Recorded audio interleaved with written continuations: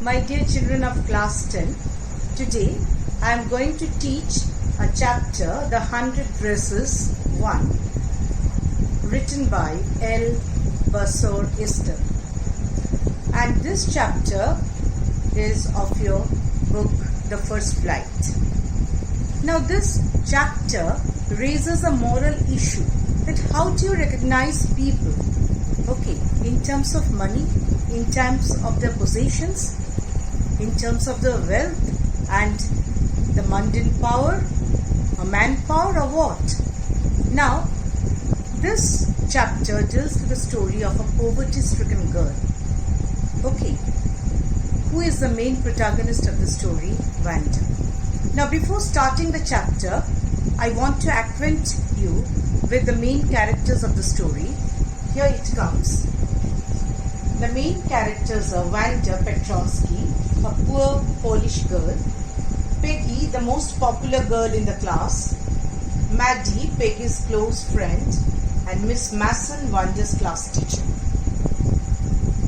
Setting is, the story is set in United States during the World War II era. Now the word meanings are given here. You can see the word meanings. Now here the story runs like that.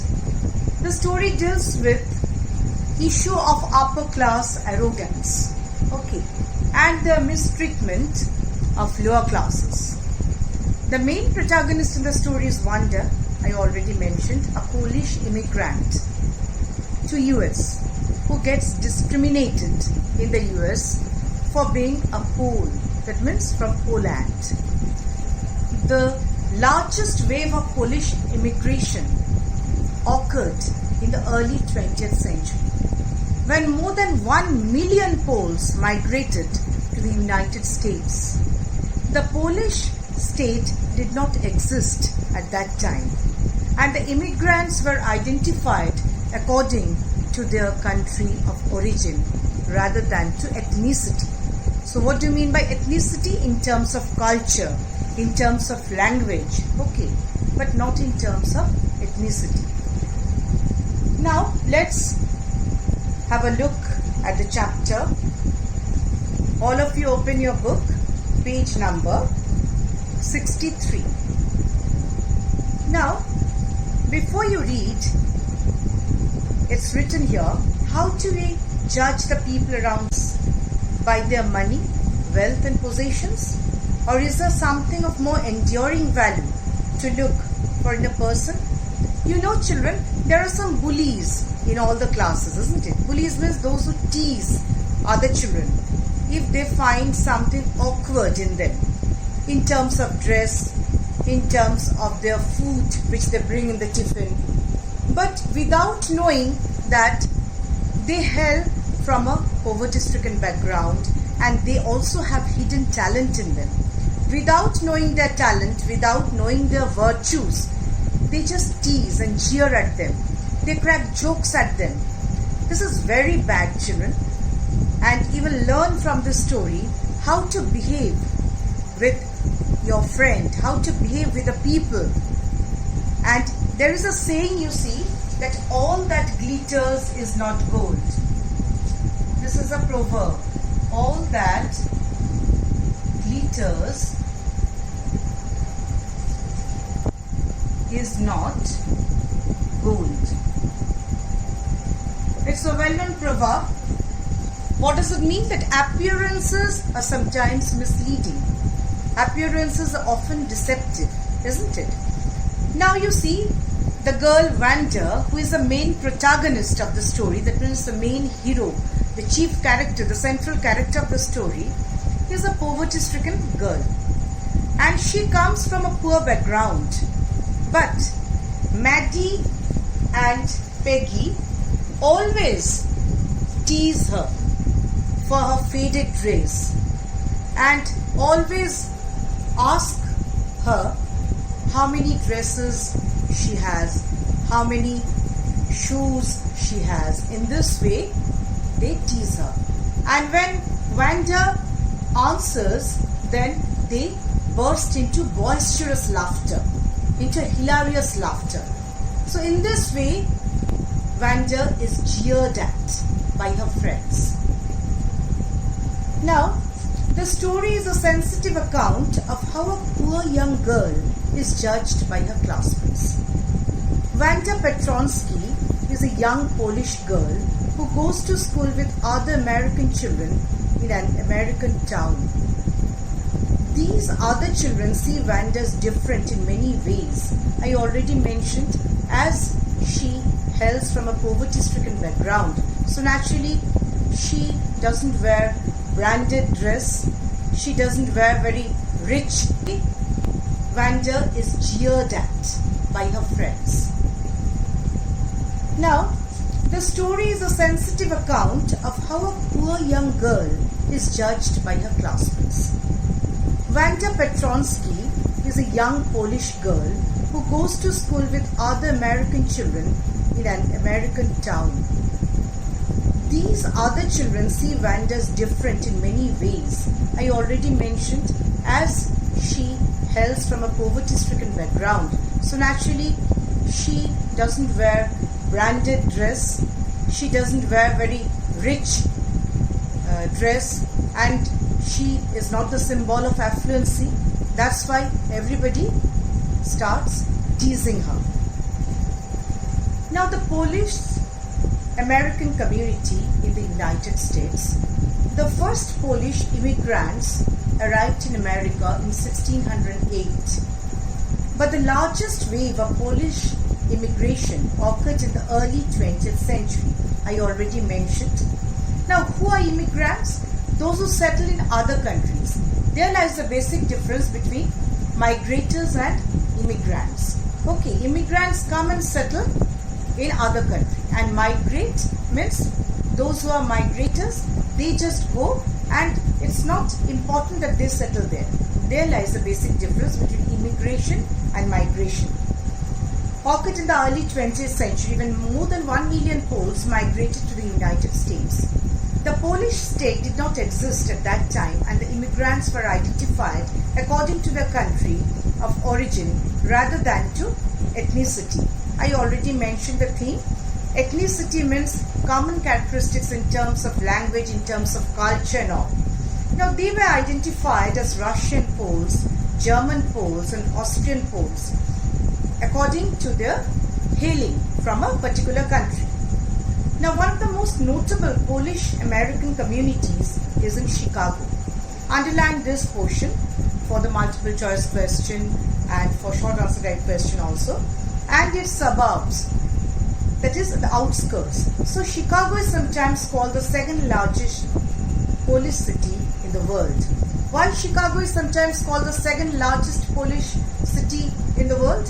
Next only to Warsaw, the capital of Poland. So what is the capital of Poland? And the short answer type question is already there, and the answer is also here.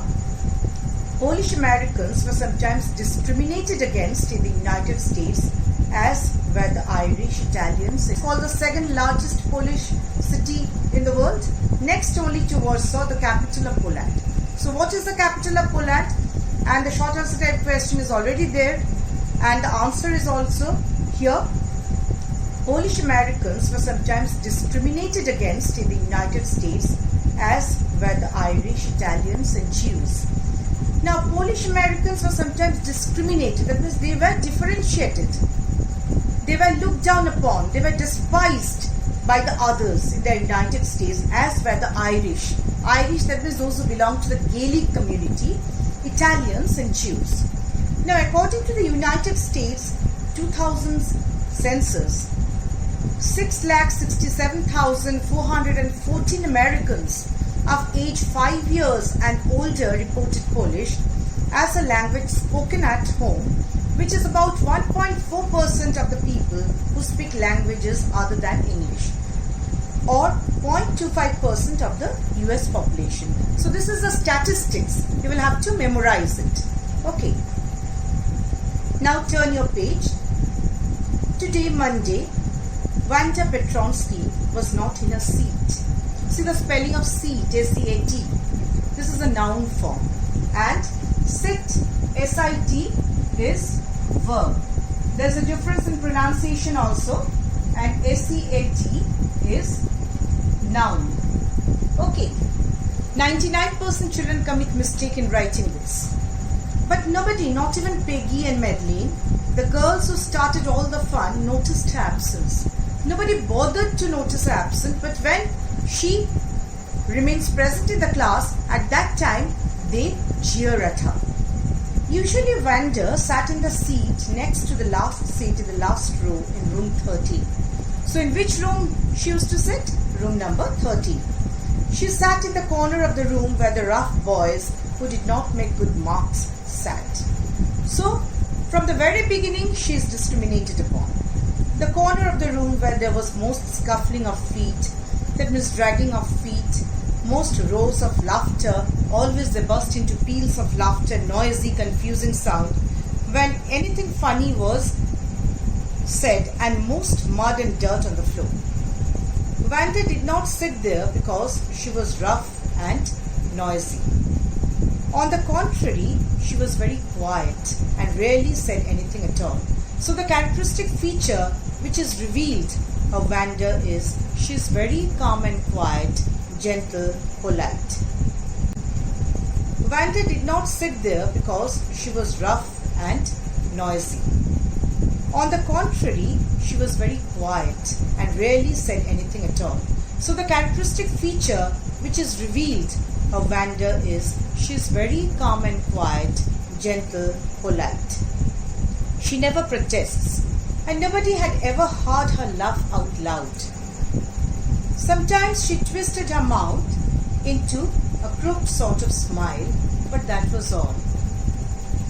Nobody knew exactly why Wanda sat in that seat, unless it was because she came all the way from Boggins Heights. So Boggins Heights, she stays there, and it is far away from school in an ordinary locality with lot of dirts and mud there. So she is discriminated for that also. And her feet were usually kept with dry mud. Kept with dry mud means covered with dry mud. But no one really thought much about Wanda Petronsky once she sat in the corner of the room. Now the time when the thought about Wanda was outside of school hours. After that you see there is a hyphen. It indicates pause, hesitation. At noon time, when they were coming back to school or in the morning, early or even more, would be talking and laughing on their way to the schoolyard. Then sometimes they waited for Wanda to have fun with her. That means they waited for Wanda for what? To jeer at, to tease, to laugh at. The next day, Tuesday, Wanda was not in school either, and nobody noticed her absence again.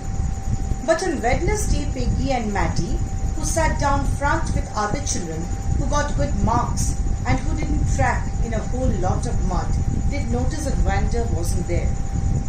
On Wednesday, they noticed that Wanda was not there. Peggy was the most popular girl in school. So Peggy's characteristic feature is also revealed here. Peggy is a lovable one. She was pretty, underline this portion also. She had many pretty clothes and her hair was curly. Maddie was her closest friend. The reason Peggy and Maddie noticed Wanda's absence was because Wanda had met them late to school. That means they waited for Wanda to tease her. That's why they became late to school. They had waited and waited for Wanda to have some fun with her, and she just hadn't come. Then often they waited for Wanda Petronsky to have fun with her. So in order to fit in the class, she tries about having 100 dresses and 60 pairs of shoes. That means always she tells lies in order to come to their standard. Okay. Now the oral comprehension check you will try to do on your own. Where in the classroom does Wanda sit and why? It's already mentioned. Where does Wanda live? What kind of place do you think it is? I think you can well understand and you can well answer this. Now the next part is Wanda Petronsky. Most of the children in room 13 didn't have names like that. And she was also laughed at for her peculiar name, Wanda Petronsky. It seems to be rustic to them. They had names easy to say like Thomas, Smith or Allen, stylish names. There was one boy named Bounds, Willie Bounds, and people thought that was funny. But not funny in the same way that Petronsky was. So Petronsky's name was also very funny. That's why they cheered at her. Wanda didn't have friends. She was totally solitary. She was alone. She came to school alone and went home alone. She always wore a faded blue dress that didn't hang right. That means it didn't fit also properly. It was clean, but it looked as though it had never been ironed properly. It was clean. That means she was very neat and tidy. The characteristic feature which is revealed from this line of Wanda Petronsky is that she is very neat and tidy girl, very calm and quiet, gentle, polite, and has self-respect. It was clean, but it looked as though it had never been ironed properly.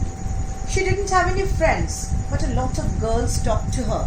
For what? What's the reason? Because they make fun of her. Sometimes they surrounded her in the schoolyard as she stood watching the little girls play hopscotch on the worn-hurt ground. The meaning of hopscotch is given here, a game in which children hop into and over squares marked on the ground. Wanda, Peggy would say in a most courteous manner, as though she was talking to Miss Masson.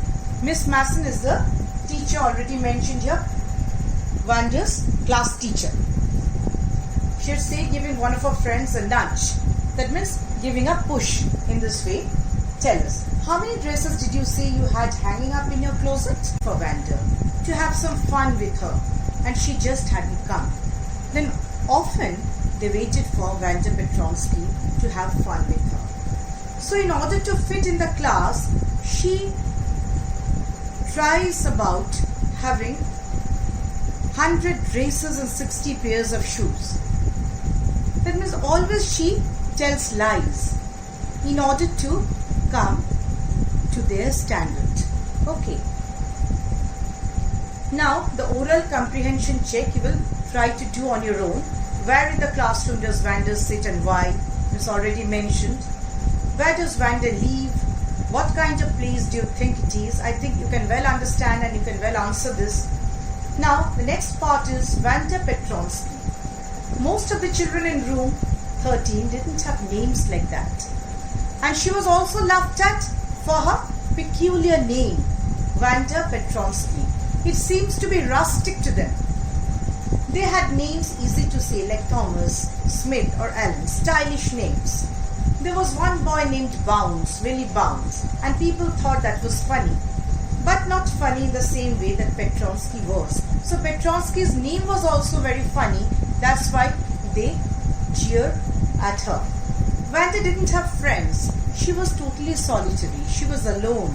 She came to school alone and went home alone. She always wore a faded blue dress that didn't hang right. That means it didn't fit also properly. It was clean, but it looked as though it had never been ironed properly. It was clean. That means she was very neat and tidy.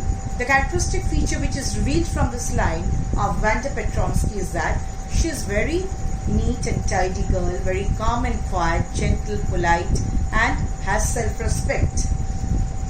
It was clean, but it looked as though it had never been ironed properly. She didn't have any friends, but a lot of girls talked to her. For what? What's the reason? Because they make fun of her. Sometimes they surrounded her in the schoolyard as she stood watching the little girls play hopscotch on the worn-hurt ground.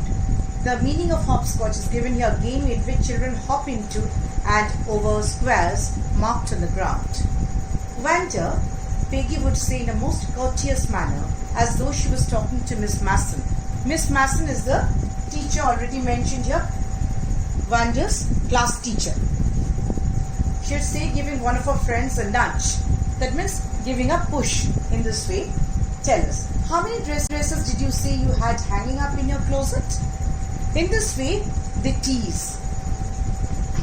100, Wanda would say. Very politely and calmly, she says that 100. 100? Exclaimed all the little girls incredulously. Unbelievably, they exclaim. That means it's really a matter of surprise. It's such a poverty-stricken girl, and she looks shabby, and she doesn't have a proper dress also, and she has 100 dresses, and the little ones would stop playing hopscotch and listen. Yeah, 100, all lined up, said Wanda. Then her thin lips drew together in silence. What are they like? All silk, I bet, said Peggy. So in this way, one after the other questions, they ask volley of questions just to tease her. Yeah, all silk, all colors. Velvet too? Yeah, velvet too, 100 dresses. Wanda would repeat stolidly. That means not showing any feeling, unemotionally. And then before she had gone very far, they couldn't help bursting into shrieks and peals of laughter. And they burst into boisterous laughter, hilarious laughter. In this way, every day they make fun of this girl.